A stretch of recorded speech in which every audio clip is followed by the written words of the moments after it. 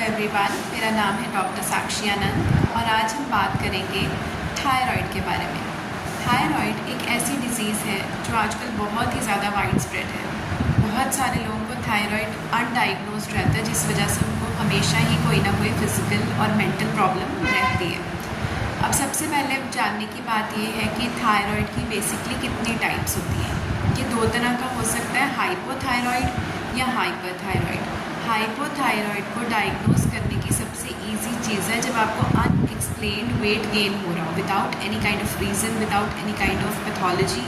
तो आप एक टेस्ट करवा सकते हैं थायराइड प्रोफाइल, जिससे आपको पता चलेगा कि आपका थायराइड लेवल नॉर्मल है या नहीं।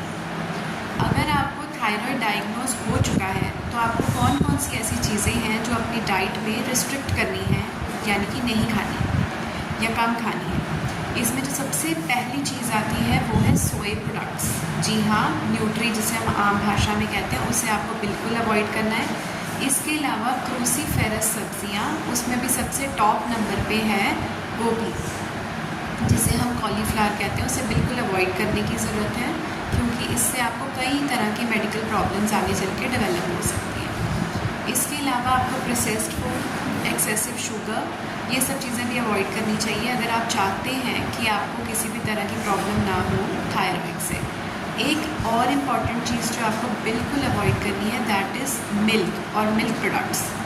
एनिमल ओरिजिन का मिल्क आपको बिल्कुल अवॉइड करना है, क्योंकि एनिमल्स की बॉडी के जो हार्मोन्स होते हैं वो उनके मिल्क में ज़रूर आते हैं, और वो हार्मोन्स आपके डिस्टर्ब्ड हार्मोन से इंटरेक्ट करते हैं, जिससे कि आपको कई तरह की परेशानियाँ डेवलप हो सकती हैं।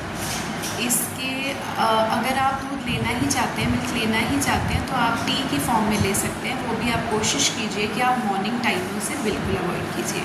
इससे आपकी हेल्थ में बेनिफिट दिखेगा, आपके मेंटल और फिज़िकल सिम्टम्स जो हैं कम होंगे। अगर आपको हाइपरथायराइड डायग्नोज हुआ है तो इसके लिए बहुत इम्पॉर्टेंट है कि आप अपनी जो आयोडीन इंटेक है उसे कम कीजिए। इस सब के साथ साथ आपको डीप मेडिटेशन प्रैक्टिस करनी चाहिए। इसके अलावा आपको चैंटिंग प्रैक्टिस करनी चाहिए, जिससे कि आपका जो मेंटल प्रॉब्लम्स हैं वो भी दूर हो। आयुर्वेदा में थायराइड को एक मेंटल डिजीज़ की तरह डायग्नोज किया जाता है, और अगर हम मॉडर्न फिजियोलॉजी में भी देखें तो हमें ये पता चलता है कि थायराइड जो है वो हाइपोथैलेमो पिट्यूटरी एक्सिस के बेसिस पे वर्क करता है।